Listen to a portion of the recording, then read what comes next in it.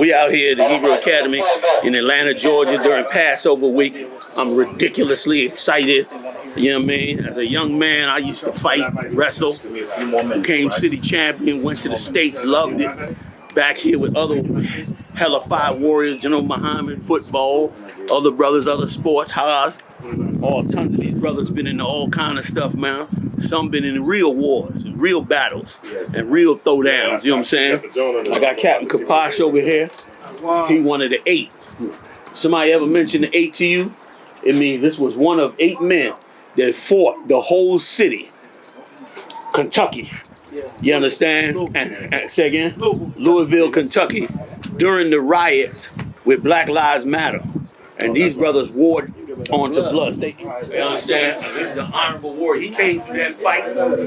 He won that battle. And then went on to build his camp and went on to build camps in the Caribbean. Dominican Republic. Assisted with Haiti. What other camps? Puerto Rico. Now this camps all over.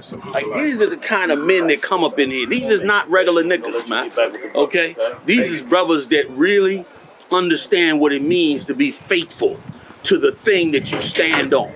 You understand? This is greatness. You're watching greatness before your eyes. You're watching the Lord hand down great work to more and more great brothers. So, we at Hebrew Academy. We doing all our thing.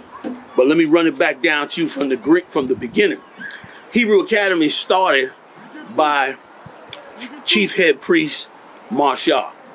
He started this way back in the 80s. I happened to be, through the grace and mercy of the Lord, in one of those early camps. And so every Sunday, and that's the thing, we used to have to come out every Sunday for the year. So every Sunday, we would come out to the field. And everything you see us doing here, we would do then. And some enhancements. Big shout out to Captain McCard as usual, man. The head instructor for the Hebrew Academy. You understand, under the generals, has advanced the Hebrew Academy and added more to the whole production. So then Marshall would bring us out on Sunday. And we would start with our martial arts. We'd start 6 in the morning every single Sunday. And it was heavy because we'd be out partying Saturday night and all of that. And then, kill that if you can. What? All right, he would start out early Sunday morning and we'd be out partying Saturday night. And we'd come in as young man and had to get up Sunday morning and grind out in Hebrew Academy. And that's how it started. You know what I mean? Of course, at the time it had to develop. So he started it on Saturdays. We started to build it up. We'd get out there, we'd do our martial arts, do our training, our fighting, all of that. And then we would graduate and we would go forward. General Muhammad came in later. Did we have covers in the past? We did, so my bad. We had covers way back in the day, but we had stopped it after certain things went down. But General Muhammad brought the covers back into the game. And then the brothers started wearing the covers again because General Muhammad got us back up and running with it, you know what I mean, with the Hebrew Academy before he passed it on to the head instructor, who's the head instructor now, which is Cap McCod. So that's how the Hebrew Academy started. Marshall knew that men need to be trained. Marshall was very wise to understand that men had to have the things that men need to have to be men. And so he focused on those things as we were learning and growing in the scriptures. And the Hebrew Academy was one of those things. And the Hebrew Academy was brutal. Back then, the school was brutal. You know what I mean? We'd throw you down the stairs. If you didn't act right and you was hard-headed, we'd just throw you down the stairs. Don't nobody do that now. You know, man, I witnessed cats get thrown out the window and all that from the second floor, bust their head open, and told them to never come up in here and speak about that again. We was extremely radical and a little ignorant, and it was beautiful. And we was that way because we were just coming off some of the most horrible events that we had. First of all, the Muslims came up and attacked and killed the head of the school before we became the official ISUPK. And so as a result, it let us know that while we have this truth, that we also got to be prepared to protect ourselves and protect our family and to defend ourselves. And that's exactly what we trained to do. And it's beautiful and healthy. A lot of brothers discover ailments that they had and get them treated. You know, in the hood, you don't go to the doctor very often because you're trying to survive, you're working hours, all the psychological warfare that Esau pours down on you. And so now that you come and you start training, you start to find out certain things might be wrong with you.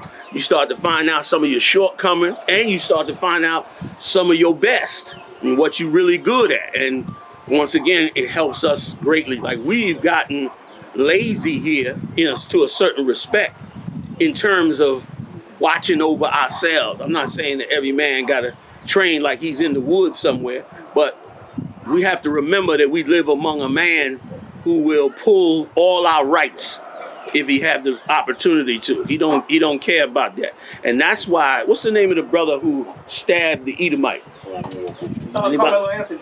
Carmelo Anthony? The one in Texas, he stabbed Austin Metcalf. Right. Carmelo Anthony. Come. His name is ringing out all over the internet, and for good reason. Because black people realize that we are on the verge of attack by these people who have bought into the idea of America's white supremacy and racism. And because of that, black men are training. Black women are training. And they're training not to go harm nobody, but to protect themselves. Because we know certain people are sore winners. They could rule the earth and they'll still hate you.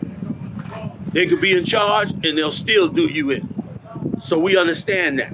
So now brothers want to really protect themselves. If you have a son, it's always said black men like to walk away from their family. Black men don't take care of their kids. But what you don't understand is this society, and you'll never believe what I'm saying, but your psychologists and others will tell you this to be true, that you train black men to not be able to love their children. Because you can't love your child if you don't have the right to protect your child. So we have to go through life having children and trying to love our children while you take away our rights, give them away to women, take away our rights, give them away to homosexuals, tell us what we can and can't teach our children, stop us from raising up our sons. And so black men give up because you break their spirit. That's why they give up. But you know what? It's a new day. Take a look up on that hill. Take a look at that hill. This is a new day. These are new men. Their hearts have changed for righteousness. They're not criminals. They're not drug dealers. They're not gangsters. They're not terrorists. They're not any of those things. They're simple men seeking to understand the Bible and walk in righteousness. And whatever that takes, they want that. And they're supposed to be allowed to have it. Every man has a right to procreate, protect his family, take care of his family, and these brothers are no different. You just don't like when they do it because you're afraid of them. And what do you know this is?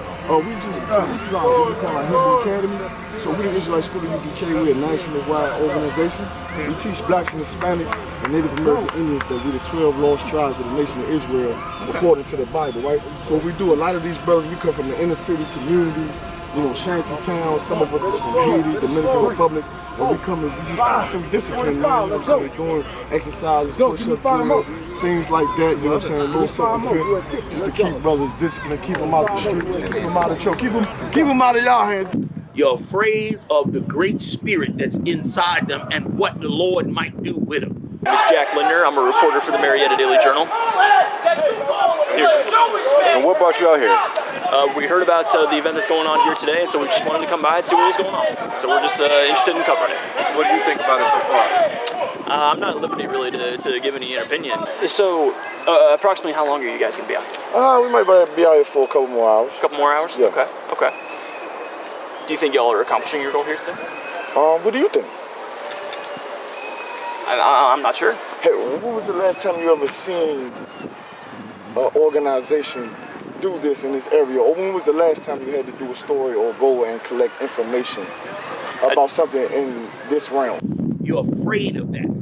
And I can't help your fear. I can't give you a pill to solve your fear. What you've done before the Lord under the heavens is your crime. And you got to face that crime. Take another look at it. Even in wheelchairs, in any condition, they want this. And you don't want them to have it. You want to be the only one feeding, the only one everyone's afraid of. You don't want anyone to have their own self-help. You say get off the welfare. You say get off the welfare. You say stop asking for a handout. Well, here they are. They're not asking for a handout.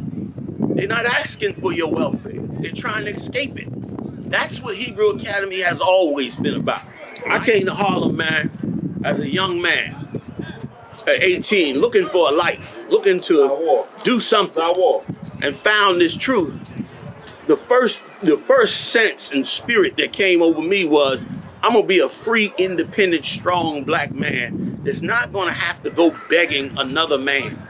And that's what these brothers want. That's Hebrew Academy. That's what it's always been. That's what it was back in the 80s under the great Marshal of 1 West 125th Street, ISUPK, home of the truth since 1969. That's what it's gonna be in the future, man. Brakatha Yahweh Bashem Yahweh Shai.